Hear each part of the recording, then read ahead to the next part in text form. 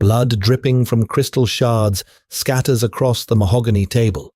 Silence descends on a room of ruthless killers, all staring at a fragile woman breathing heavily. Seconds ago, she was nothing but a forgotten ornament. Now she holds the life of a mob kingpin in her trembling, bleeding hands. Vincent Romano did not marry for love. He married for shipping routes. The Romano Syndicate, a sprawling empire built on Brooklyn real estate union kickbacks and port control, needed unfettered access to the Atlantic. Geneviève Laurent's father, a disgraced French-American logistics magnate named Arthur Laurent, had the ports. Arthur also had a crippling gambling debt owed to the Chicago outfit, a debt Vincent happily bought in exchange for Arthur's signature on the shipping docks and his 24-year-old daughter's hand in marriage. Geneviève was a transaction. To Vincent, she was no different than the deed to a warehouse or the title of a bulletproof Mercedes-Benz. Their sprawling neoclassical estate in Kings Point, New York, was a fortress of marble and cold perfection. Inside its walls, Geneviève lived as a ghost, a childhood trauma, a home invasion when she was 7 that claimed her mother's life had stolen her voice. She had not spoken a single word in 17 years. Doctors called it selective mutism. Her father called it an embarrassment. Vincent, however, called it convenient. A wife who doesn't nag. Vincent had remarked to his underboss Leo on the day of the wedding, his tone laced with chilling indifference. I can live with that. And he did live with it by completely ignoring her existence. For the first 8 months of their marriage, Vincent treated Geneviève with an apathy so profound it bordered on psychological warfare. He never raised a hand to her, never yelled, never confined her to her quarters. He simply looked right through her. If she was sitting on the velvet sofa in the library reading a worn copy of Wuthering Heights, Vincent would walk in, conduct a high-stakes meeting regarding narcotics trafficking with his capos, and leave without once acknowledging she was in the room. He treated her like an expensive, slightly defective piece of furniture. Geneviève adapted. Silence had always been her armor, and in the Romano estate it became her weapon. Because people assumed a woman who could not speak could also not understand, they dropped their guard around her. She became hyper-observant. She knew that Leo Vincent's trusted right-hand man had a tell. When he was lying about the weekly collection numbers, he would constantly adjust his heavy gold Rolex. She knew that the head of security, a hulking man named Thomas, was secretly sleeping with one of the upstairs maids. She knew the exact layout of the Romano business empire simply from listening to the men who treated her like a potted plant. But mostly, she studied Vincent. Vincent Romano was 32, ruthlessly handsome, with sharp aristocratic features and eyes the color of a stormy Atlantic. He wore bespoke Bryony suits and carried a quiet, terrifying authority. He was meticulous, obsessive, and cold. He slept in the master suite. Geneviève was relegated to the guest wing. They ate dinner at the same agonizingly long dining table, but Vincent would read the Wall Street Journal or scroll through encrypted emails on his phone, never once making eye contact. One rainy Tuesday in November, Geneviève had cut her hand deeply on a shattered vase in the hallway. She had been pressing a linen towel to the wound, pale and dizzy, when Vincent walked past her on his way to his study. He had brushed her shoulder, his eyes fixed on a ledger in his hand, and walked right by. He hadn't even noticed the blood dripping onto the imported Persian rug. That night, Geneviève had cried herself to sleep, not from the pain of the stitches the estate doctor had given her, but from the crushing, suffocating weight of her own invisibility. She hated Vincent. She hated his arrogance, his cruelty, his utter lack of humanity. Yet a strange, undeniable tether bound her to him. Perhaps it was the shared isolation, he at the top of a dangerous, lonely empire, and she trapped within the prison of her own mind. She saw the dark circles under his eyes when the feds were circling. She noticed how he rubbed his temples when the stress of avoiding assassination or indictment became too heavy. She saw the man beneath the monster, even if he refused to see the woman beside him. The fragile, silent equilibrium of their lives shattered when the Chicago syndicate demanded a sit-down. Tensions had been brewing for weeks. The Romano family had aggressively expanded their operations into territories historically influenced by the Conti family from the Midwest. Albert the Fox Conti, a ruthless septuagenarian with a reputation for poisoning his rivals, was flying into New York. The summit was to be held at the Kings Point estate, a show of power and hospitality by Vincent. "It's a banquet of vipers," Leo had warned Vincent 2 days before the dinner, pacing the length of the study, while Genevieve quietly arranged white lilies in a vase by the window. "Conti doesn't negotiate, he eradicates. If he's coming to your house, he's coming to find a weakness. Let him look." Vincent had replied, his voice a low, confident rumble as he poured a glass of Pappy Van Winkle bourbon. "He'll find nothing but a steel wall. We host him, we feed him, we sign the port agreement, and we send him back to Chicago." Genevieve had paused, a lily suspended in her hand. She looked at Vincent's reflection in the window glass. He was underestimating Conti. She had read about Albert Conti in her father's private files years ago. Conti was a man who smiled before he struck. Vincent finally glanced in her direction, though his eyes only registered the flowers. "Make sure she's at the table on Friday," he told Leo, as if she weren't standing 10 feet away. "Conti is old school. He values family optics. Dress her up. Make her look the part of a dutiful, happy wife." Genevieve gripped the stem of the lily so tightly the thorns dug into her skin. "Dress her up. Like a doll. Like a prop." She turned and left the room, her footsteps making no sound on the hardwood floor, a silent ghost preparing to haunt the banquet of vipers.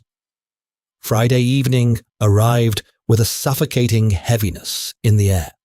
The Kings Point mansion had been transformed into an impenetrable fortress.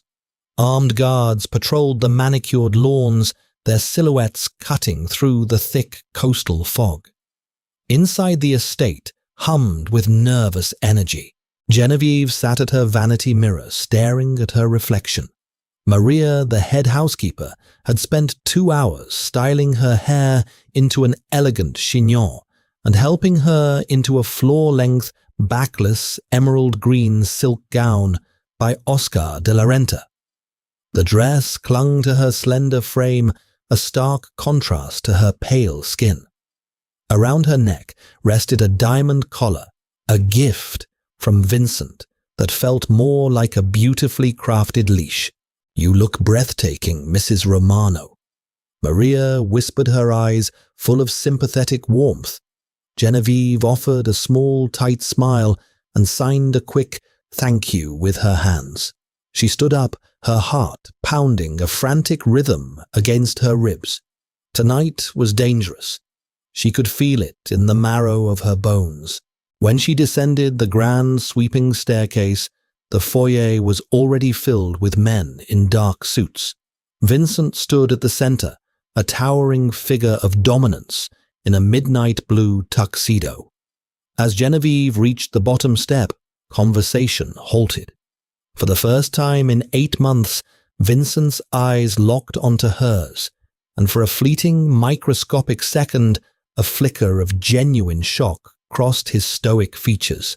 He took her in the emerald silk, the diamonds, the quiet, defiant fire in her hazel eyes. But the moment vanished as quickly as it came. He extended a stiff arm. "Conti is here," he murmured, his voice strictly business. "Smile, nod, do not make a scene." As if I could speak to make one, Genevieve thought bitterly, taking his arm. His muscles were tense, coiled, like a spring beneath the expensive fabric of his jacket. The dining room was a masterclass in intimidation masquerading as luxury. A massive crystal chandelier bathed the 20-seat table in a warm, golden glow. Albert Conti sat opposite Vincent. The older man looked harmless enough, white hair, a grandfatherly smile, and a bespoke cane resting against his chair. But his eyes were dead black pits that evaluated everything in the room, pausing on Genevieve with a lingering predatory amusement. "Vincent," Conti rasped, raising a glass of sparkling water. "Your home is exquisite, and your wife, a true vision. Though I hear she is a woman of very few words." Vincent's jaw tightened. "My wife's presence speaks for itself, Albert. Let's focus on the logistics of the East Coast ports." The dinner commenced. Course after course of Michelin star quality food, truffle, risotto, wagyu beef, butter-poached lobster was served by the estate's catering staff. Genevieve ate nothing. She sat at Vincent's right, a silent, beautiful statue, but her eyes darted constantly around the room. Something was wrong. Her heightened senses picked up on the subtle dissonance in the room. It wasn't Conti or his men. Their hostility was overt and expected. The wrongness came from the staff. There was a new sommelier. Vincent was notoriously particular about his wine, trusting only a man named Henri to handle his cellar. But Henri was nowhere to be seen. In his place was a tall, sharp-featured man with slicked-back hair, wearing the estate's uniform, but carrying himself with an unnatural stiffness. When he poured the wine for the guests, his hands were steady, but a thin sheen of sweat glistened on his forehead. Genevieve watched him like a hawk. She noticed how he kept glancing at the grandfather clock in the corner. She noticed how he avoided looking directly at Leo, who was engaged in a heated debate with one of Conti's capos. As the dessert plates were cleared, the ritual of the final toast approached. It was customary in these sit-downs to seal the agreement with a rare vintage. Vincent had requested his prized bottle of Macallan, 1926, fine and rare. The new sommelier approached the table carrying a silver tray with heavy baccarat crystal tumblers. He placed a glass in front of Conti, then moved to Vincent. Genevieve's breath hitched. From her vantage point, slightly behind and to the side of the sommelier, she saw the sleight of hand. It was masterful, almost imperceptible. As the sommelier uncorked the Macallan and prepared to pour, his thumb brushed against a hidden compartment in a heavy silver ring on his right hand.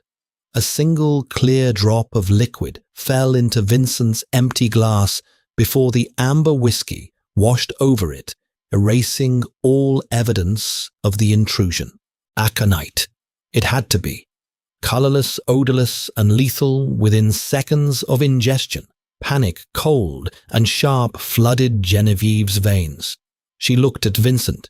He was deeply engaged in a stare-down with Conti, his hand casually reaching for the glass. "Stop," she screamed in her mind. Her throat convulsed, tearing at the invisible chains of her trauma, but no sound came out. She clawed at her own vocal cords, internally desperate, suffocating.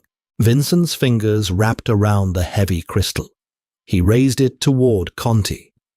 To profitable alliances, Vincent said, his voice echoing in the cavernous room. To the future, Conti replied, a sickeningly sweet smile stretching across his wrinkled face. Vincent brought the rim of the glass toward his lips. Genevieve didn't think. She reacted. With a surge of adrenaline that defied her fragile frame, she shoved her heavy mahogany chair backward. It shrieked against the marble floor. Before Vincent could tilt the glass, Genevieve lunged across the armrest. She slammed her open palms into Vincent's hand with brutal force. The baccarat crystal flew from his grip. It hit the edge of the table and shattered into 100 glittering shards. The amber whiskey splashed across Vincent's crisp white shirt, the silk tablecloth, and Genevieve's bare arms. The dining room erupted into instantaneous chaos. Chairs crashed to the floor. Conti's men leaped to their feet, hands diving into their suit jackets for hidden firearms. Leo and Vincent's guards drew their weapons in a heartbeat, the metallic clack-clack of safeties disengaging, echoing like gunshots. "What the hell is wrong with you?" Vincent roared, jumping back as the whiskey soaked his chest.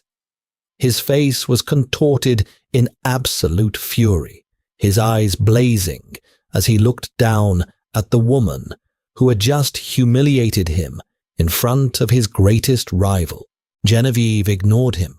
She was breathing heavily, her chest heaving, ignoring the sharp sting of a crystal shard that had sliced her palm during the impact. Blood dripped steadily from her hand onto the ruined tablecloth. She spun around and pointed a trembling, blood-stained finger directly at the sommelier. The man was already backing away, his eyes wide with terror, sprinting toward the kitchen doors. "Stop him," Vincent commanded, though he was still disoriented. Leo didn't hesitate. He vaulted over a chair and tackled the sommelier to the ground before the man could reach the exit. A struggle ensued, but two more of Vincent's men pinned the thrashing man down. "Get off me." The sommelier spat, his aristocratic composure entirely gone. Vincent, furious and confused, turned back to Genevieve. "Have you lost your goddamn mind?" he hissed, grabbing her by the shoulders. "You just ruined the negotiation. You embarrassed me." Genevieve didn't flinch. She locked her fierce hazel eyes with his furious, stormy ones. She pointed to the spilled whiskey on the table, where the puddle of amber liquid had seeped into the centerpiece of white orchids. The delicate petals were already turning a sickly, burnt brown. Vincent's eyes followed her finger. He stared at the dying flowers. The realization hit him like a physical blow, draining the color from his face. He slowly looked from the withered orchids to the shards of glass, and then finally to the bleeding hand of the silent wife he had ignored for almost a year. She hadn't embarrassed him. She had just saved his life. The heavy oak doors of the dining room slammed shut, plunging the King's Point estate into an immediate, suffocating lockdown. Outside, the wail of sirens was absent. The Romano syndicate handled its own betrayals. Albert Conti stood up, his white hair practically bristling with feigned indignation. He leaned heavily on his bespoke cane, his face a mask of theatrical outrage. "Vincent, this is an abomination. An assassin in your own home. I demand my men be allowed to secure the perimeter." Vincent slowly wiped a drop of spilled, poisoned Macallan 1926 from his cheek with a linen napkin. His stormy eyes locked onto the older mobster. "Nobody moves, Albert. If your men so much as twitch toward their holsters, they will be buried under the foundation of my new Brooklyn shipyard." Conti's men froze. The air was thick with the scent of gun oil and impending violence. Vincent turned his back on his rival, a deliberate show of dominance, and looked down at Genevieve. She was standing by her overturned chair, her chest rising and falling rapidly. Blood dripped steadily from her right palm, staining the emerald silk of her Oscar de la Renta gown. Without a word, Vincent closed the distance between them. He didn't grab her with the rough impatience he had shown just moments prior. Instead, he gently took her wrist, turning her palm upward to inspect the deep gash caused by the shattered baccarat crystal. Leo Vincent commanded, his voice eerily calm.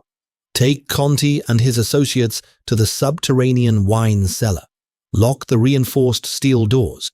They stay there until we know exactly how a freelance hitter bypassed a biometric security grid designed by Palantir Technologies." "And the sommelier?" Leo asked, his hand firmly gripping a Glock 19. "Take him to the soundproof bunker." Vincent replied, his gaze never leaving Genevieve's bleeding hand. "I'll deal with him personally. Right now, I need Dr. Rossi in my private study." 5 minutes. Vincent escorted Genevieve away from the chaos, his large hand warmly enveloping her uninjured one. The walk to the West Wing was silent, but the atmosphere between them had irrevocably shifted. The invisible wall that Vincent had erected over the past 8 months was crumbling piece by piece with every drop of blood she shed for him. Inside the mahogany-paneled study, Vincent gestured for her to sit on the leather Chesterfield sofa. He poured a glass of water from a crystal decanter and handed it to her. She took it with trembling fingers. "You saw him," Vincent said, pacing the length of the Persian rug. He wasn't asking a question. He was stating a fact. "You saw him slip the aconite into the glass." Genevieve nodded once. "Why?" Vincent stopped pacing and stared at her, his expression a complex mix of anger, confusion, and a dark, burgeoning awe. "I have given you nothing but coldness since the day you signed our marriage certificate. I treated you like a ghost. You could have let me drink it. You would have inherited the entire Romano Empire free and clear. Why did you save me?" Genevieve set the water glass down. She looked up at him, her hazel eyes fierce and unyielding. She raised her uninjured hand and pointed to her own chest, then pointed to him. "We are tied." She didn't need a voice to convey the loyalty that her father's world had instilled in her. She was a Mafia daughter before she was a Mafia wife. You do not let outsiders murder your family. Before Vincent could respond, the heavy study door clicked open.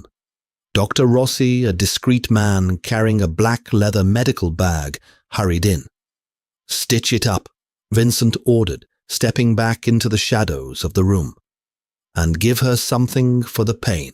As the doctor worked cleaning the wound and pulling the skin together with neat, precise sutures, Genevieve barely winced.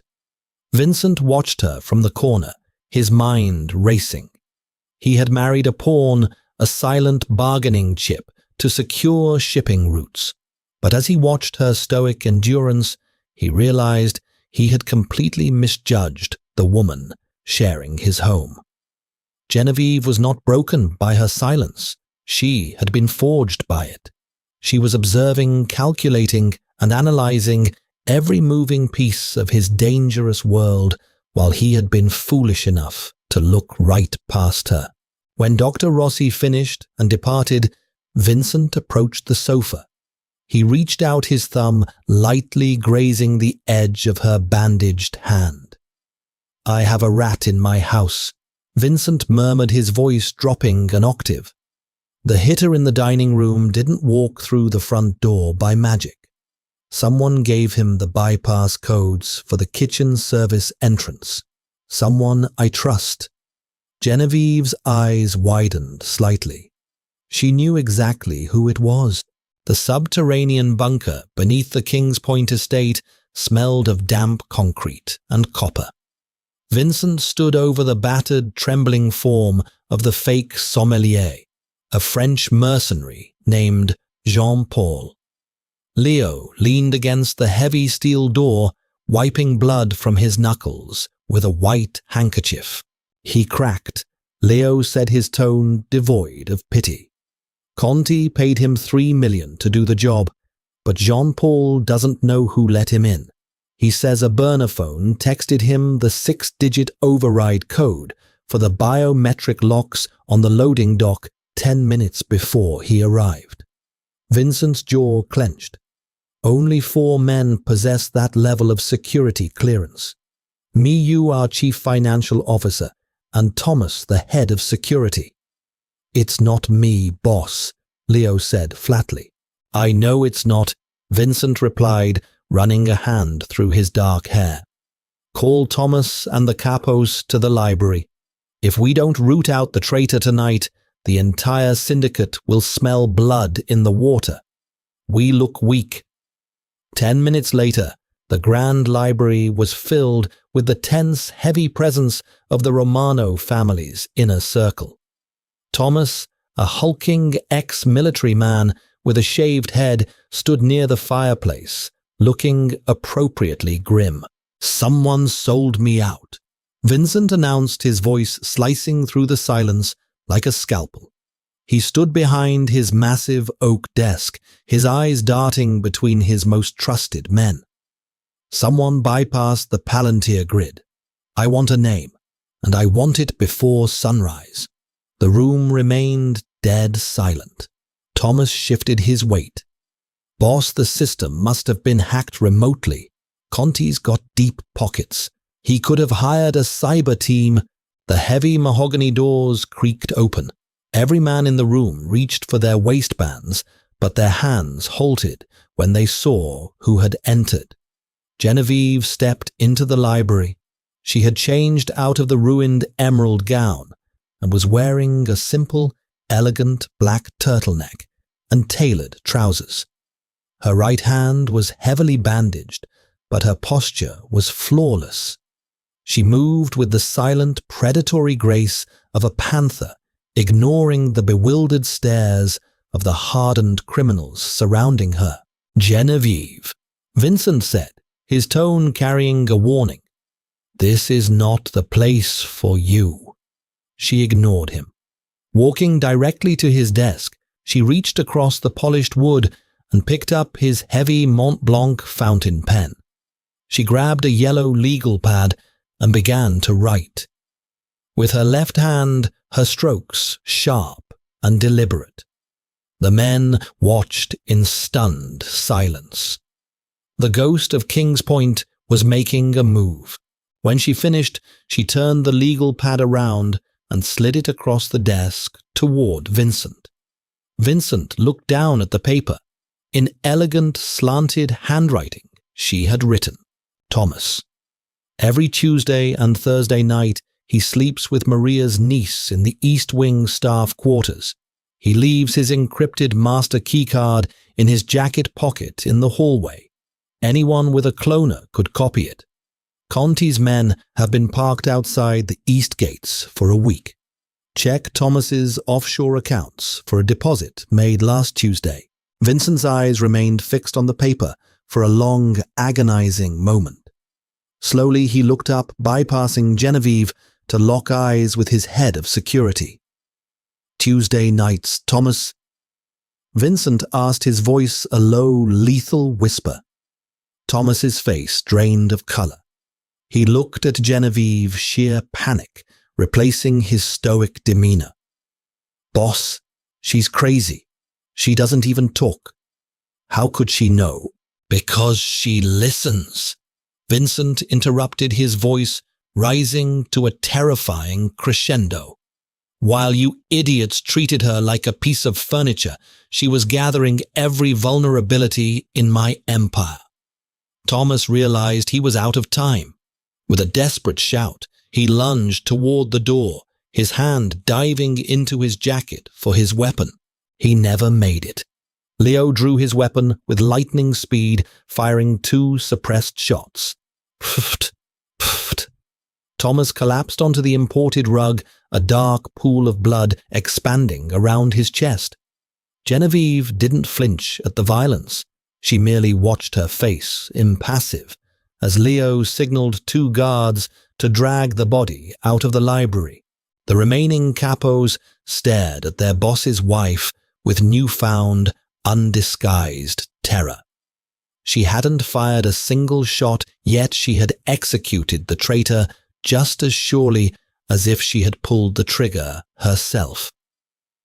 Meeting adjourned, Vincent declared his eyes, never leaving Genevieve. As the men filed out of the room in hurried, respectful silence, Vincent walked around the desk. He stood inches from Genevieve, looking down at the woman who had saved his life twice in one night, first from poison, then from betrayal. He slowly reached up his rough fingers, tracing the delicate line of her jaw. For the first time, there was no coldness in his touch, only a burning, possessive reverence. "I underestimated you," Vincent murmured, leaning in until his forehead rested gently against hers. "I thought I married a ghost, but it seems I married a queen. And God help anyone who tries to dethrone you." Genevieve looked up into his stormy eyes and offered a small, knowing smile. She didn't need a voice to rule the Romano Empire. She had Vincent's ear, and in the Mafia underworld, that was the deadliest weapon of all. "Did you see that epic twist coming?" Genevieve proved that silence isn't weakness. It's the ultimate weapon. Now that she and Vincent are an unstoppable power couple, what do you think they will do to Albert Conti in the wine cellar?